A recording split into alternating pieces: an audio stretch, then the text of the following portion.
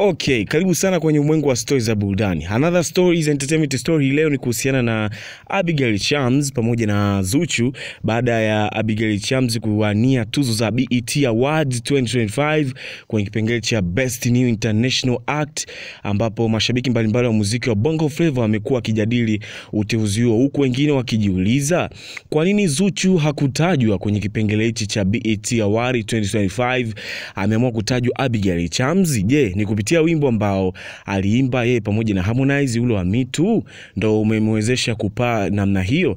Kwa nini hajatajwa Zuchu kutoka pale kwa lebo ya WSP Wasafi? Kwa sababu Zuchu pia ni miongoni mwa wasanii ambao wanafanya vizuri sana.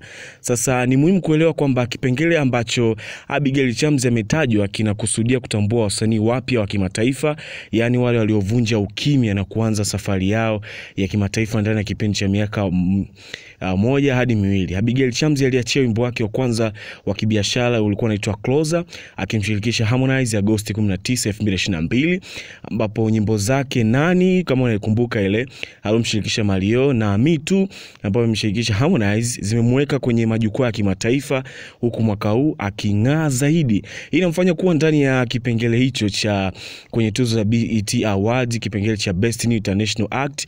Kwa upande wa Zuchu, aliachia wimbo wake wa kwanza rasmi Aprili 9, 2020. Tangu wakati huo amefanya kazi nyingi bora na zenye mafanikio makubwa Tanzania na Afrika, na nyimbo zake nyingi sana Zuchu zimetrendi, mwisho wa siku akafika hadi hapa, na kwa sasa yupo kwenye hatua ya juu zaidi ambayo angetafsiriwa kumkosea heshima kwa kumtaja kwenye kipengele tofauti na Best International Act. Kwa hiyo kama Zuchu angekuja hapa, ingekuwa sio heshima sana kwa Zuchu. Kwa hiyo kipengele kimewajumuisha wasanii waliokomaa kimataifa kama Rema, Waflet, Tyler na wengine wenye uwezo zaidi ya miaka 2 kwenye soko la kimataifa. Kwa hiyo kutoonekana kwa jina la Zuchu kwenye orodha ya mwaka huu hakumaanishi kushuka kwa ubora au mafanikio yake, badala yake ni swala la muda na vigezo vya uteuzi vinavyozingatia hatua ya msanii kwenye safari yake ya muziki kimataifa. Kwa hiyo msishangae mbona Zuchu hajachaguliwa, afu amechaguliwa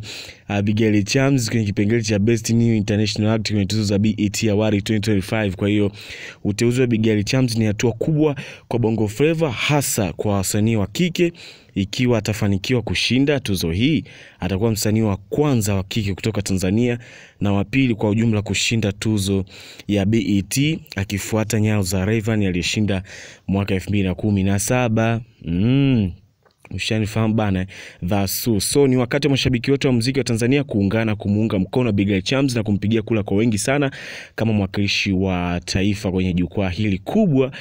Ushindi wake ni ushindi wa Tanzania nzima. Ushanifahamu. So big shout out to Abigail Chams kwa kuchaguliwa kwenye hicho kipengele katika tuzo za BET Awards 2025 kwenye kipengele cha Best New International Act, and all the best. Abigail Chams atuwakilisha vizuri bana, si ndio? That's true man. So usiache kusubscribe BN36.